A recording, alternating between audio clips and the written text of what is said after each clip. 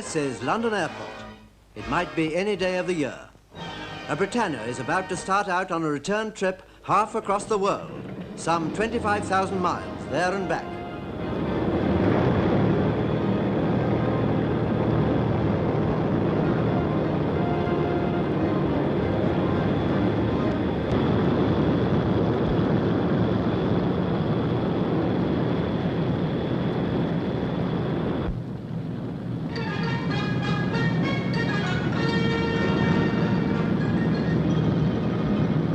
Surprisingly enough, the passengers are not, as you might have thought, business executives or millionaire globetrotters. They're crews of merchant seamen going to join their ships in the Far East.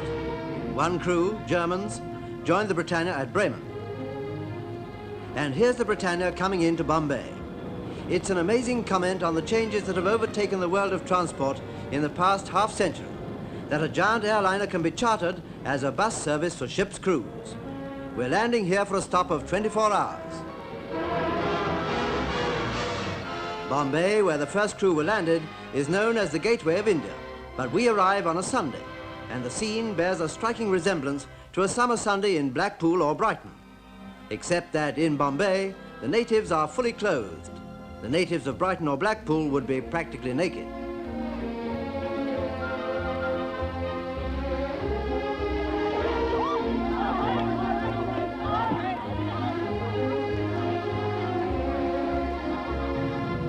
Bombay, Bangkok, and now we're high over Japan, heading for Tokyo, which is the destination of the German crew.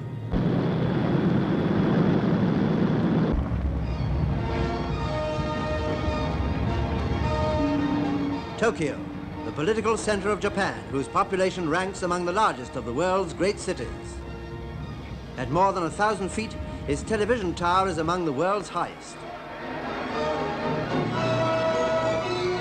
And close to Tokyo, Yokohama, headquarters of a shipbuilding industry now producing the world's top tonnage, mostly in tankers. Here are Japanese workers putting the final touches to a new ship which that German crew aboard the Britannia have come to take home. Its name is San Juan Merchant.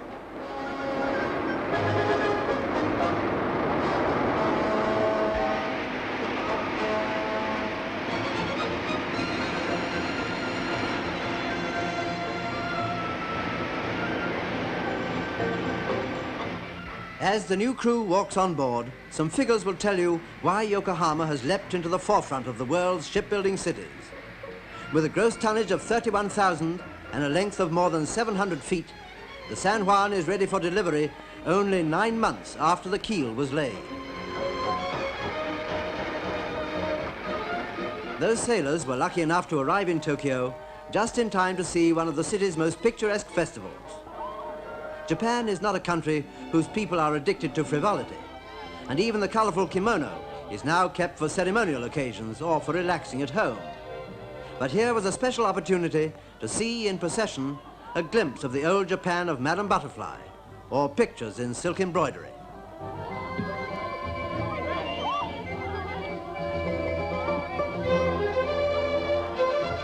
At the tower, the festivities included the ancient ceremony of bean throwing. At more than 300 shrines and temples, similar ceremonies were taking place to drive out the evils of all Tokyo. But by and large, Japan is westernized. Flashing signs vie with the displays on Broadway or Piccadilly. Restaurants advertise the cuisine of France and Italy, and even China. Nightclubs' attractions include daring shows, hostesses, and beer.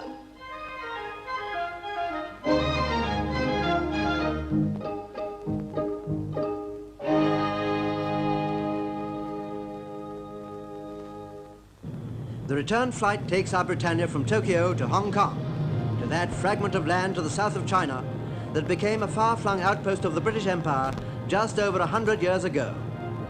Hong Kong in that time has grown from a few square miles inhabited by poor farmers, fishermen, and pirates, to a busy area with a population of over 2 million.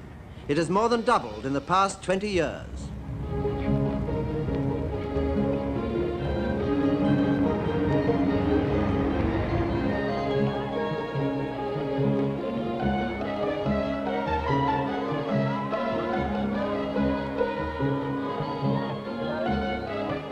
colony now includes Kowloon, reached by a 7-minute ferry service across the water. And it's here that the bulk of the thriving cotton and textile industry is carried on. To Kowloon, it has brought a prosperity undreamed of a few years ago.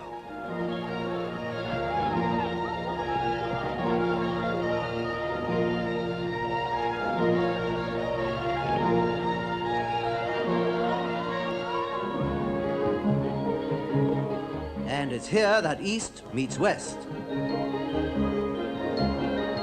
The workers in the cotton industry enjoy, by Eastern standards, a high standard of living. Working conditions and living conditions in flats built specially for them have placed them among the new aristocracy of the Far East. For the home market and for export, business is booming.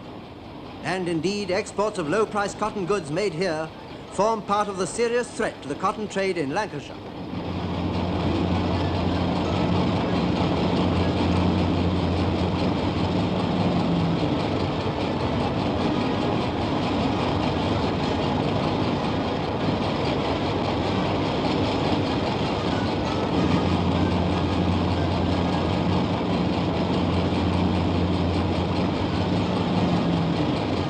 Wages here are well below the wage levels of the West.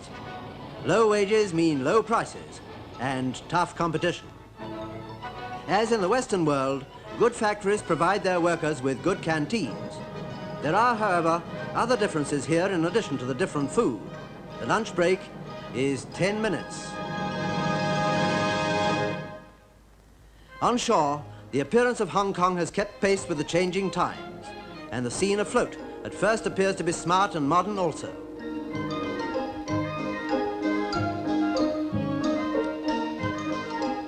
But at a second glance, it is seen to differ very little from what it was 100 years ago. The pirates have gone, but the fishermen still remain. And many families still live aboard the picturesque sampans which have been the homes of their forefathers for generations.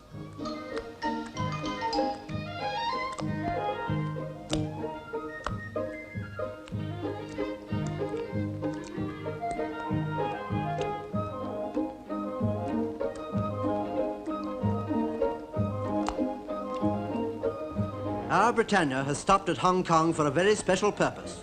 The Arundel Castle, which went into service on the Britain-South Africa run in 1921, has come to the end of her days.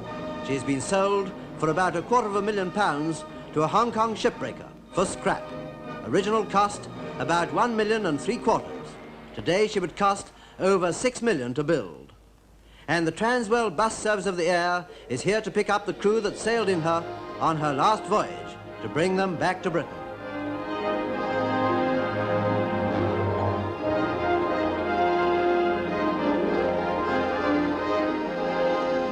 There were storm clouds over Hong Kong as the Britannia climbed once more into the skies.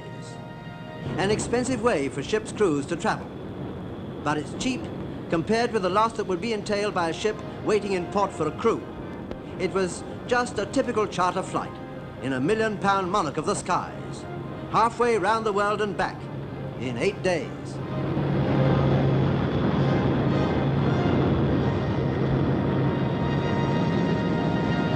And once again, hello, London.